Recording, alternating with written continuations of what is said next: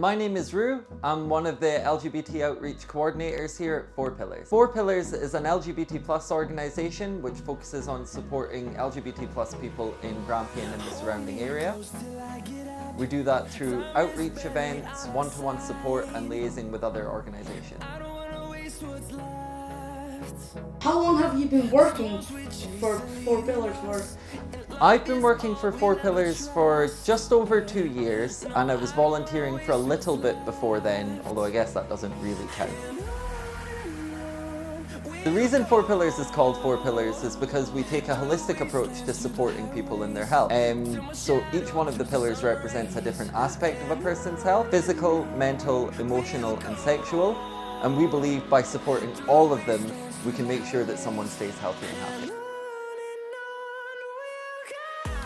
Favorite thing about 4 Pillars?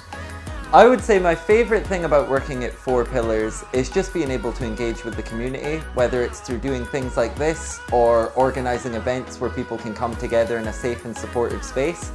Just being able to speak to other queer people, other LGBT plus people, and feeling like I'm making a bit of a difference.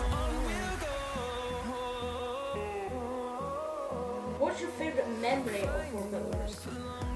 Oh goodness, my favourite memory of 4 Pillars is actually a really tough question because there's been so many.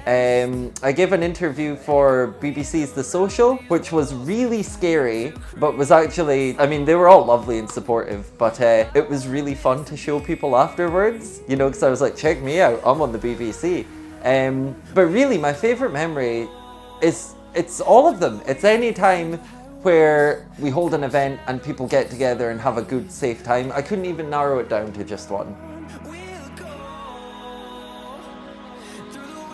How was it during COVID-19?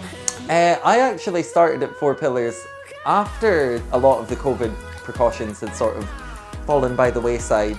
I know it was particularly challenging for the staff here during that time, but they were also able to sort of provide support either online or through things like Winter Pride.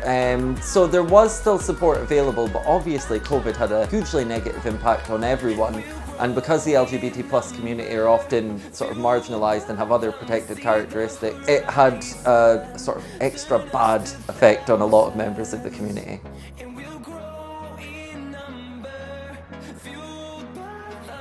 How has COVID impacted the community? What changes do you see now? I think when it comes to the impact of COVID on LGBT plus people, I think it can't be sort of overstated enough how much the restrictions on socialising and going out had an impact on people. Now, those restrictions were absolutely the right call at the time, and definitely the base priority is making sure that people aren't spreading a sickness. But at the same time, for a lot of LGBT plus people, their support structures aren't necessarily their sort of birth family, but rather their chosen family, because oftentimes people's sort of birth family perhaps aren't as supportive as they would like. So when you're told by the government that you're not allowed to see the only people who support you like a family for months on end, of course that's going to be tough. But everybody had to make sacrifices during that sort of the height of lockdown. And I think as a community we were able to sort of pull together and support one another, even if we weren't able to give each other hugs. How old were you when you found out about the LGBT plus community? Oh goodness, I suppose, so I don't know how old I actually was when I found out about the LGBT plus community, because I kind of feel like I always did. It wasn't a particularly big deal in my family. I wasn't brought up to have any sort of prejudiced beliefs around that stuff. So I was always aware of gay people and trans people and everyone else under the queer umbrella. But it wasn't really until I sort of figured out that I was part of the community myself, and of course when I started working here as well, that I realised what that means to the full extent and how important solidarity is and what sort of challenges we face. Because things are, you know, especially at the moment, a little bit scary. But having that community support and realizing that like the things I was feeling weren't just me things, but were things that people have experienced for thousands of years and will continue to experience, really made me feel less alone and feel like, oh, it's okay for me to be whoever I want to be. I suppose my message for the LGBT plus community in Grampian and all throughout the world is that no matter how isolated you feel, you aren't alone. There is support available.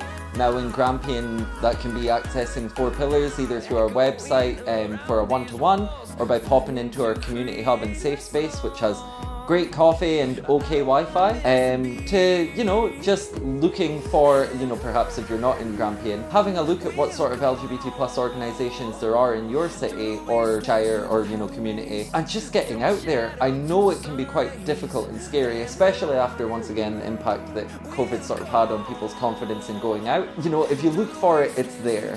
Is the thing I would say.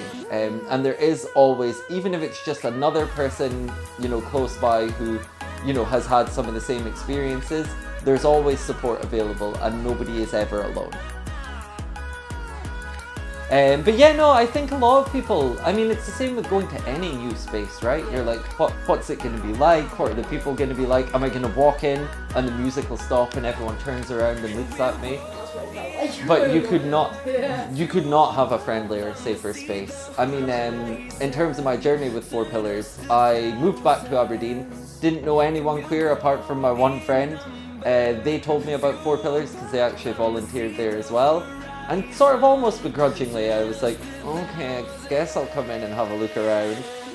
And within like a month I was volunteering and fell in love with the place, was picking up extra shifts if someone else dropped them. Then of course as soon as a job popped up, I jumped right in as soon as I could. Yeah, now I'm escaping again. But 4 Pillars is always going to be my favourite job. No matter what else I do, this place is always going to feel a bit like home for me. I just want to say directly to camera that both of these behind the scenes people have been fantastic, and I hope that they thank me when they win their Academy Award. Hit the like button, smash that subscribe button, and leave a reply in the comment.